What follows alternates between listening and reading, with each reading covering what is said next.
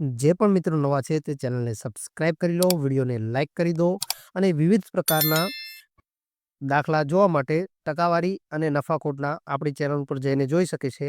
તો સાદા વ્યાજનો આ પ્રકારનો દાખલો જ્યારે પણ પૂછાય, અહીંયા આપણને કીધું છે કે રૂપિયા 4,800નું 8 1/3 લેખે 2 વર્ષ 3 માસનું સાદું વ્યાજ શોધો. તો આપણે અહીંયા ધ્યાન રાખવા જેવી બાબતમાં પહેલું તો છે 8 1/3.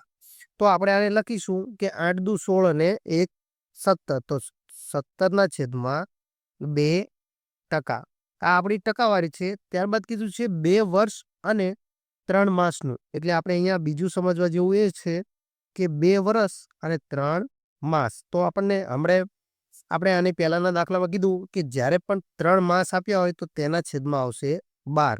તો અહીંયા 2 3 અને છેદમાં 12 એટલે 12 દુ 24 25 26 અને 27. તો 27 છેદમાં 12. તો આપણે 3 ચોક 12 અને 9 તરી 27. તો 3 3 ગયા તો 9 છેદમાં 4 વધ્યા.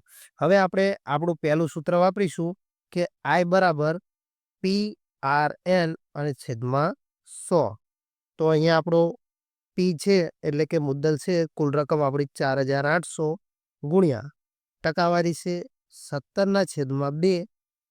પછી આપણો N એટલે કે વર્ષ છે ગુણ્યા 9/4 અને આપણને ખબર જ છે છેદમાં 100 દર્શાવવાના. તો કાપાકાપી કરીએ તો બંને શૂન્ય ગયા. 4 દુ 8 અને 8 6 48. તો 9 સગ 54 ગુણ્યા 17. તો 54 ગુણ્યા 17 કરશું એટલે આપણે ગણતરી સાઈડમાં કરી નાખશું કે 54 અને ગુણ્યા 17.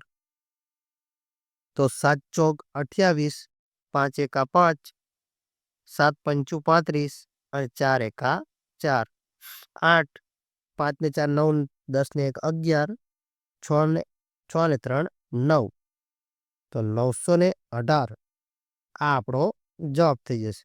તમને જે રીતે ગણતરી સરળ લાગે એ રીતે કરવાની, પણ દાખલાની રીત અને આ બે વસ્તુ ખાસ ધ્યાન રાખવાની કે જ્યારે પણ વર્ષ અને મહિના આપ્યા હોય તો આ રીતે ફેરવવું, અને જ્યારે કોઈ પૂર્ણ સંખ્યા અને સાથે અપૂર્ણાંક એટલે કે અંશ અને છેદમાં રકમ આપી હોય ત્યારે એને આ રીતે ફેરવવાનું.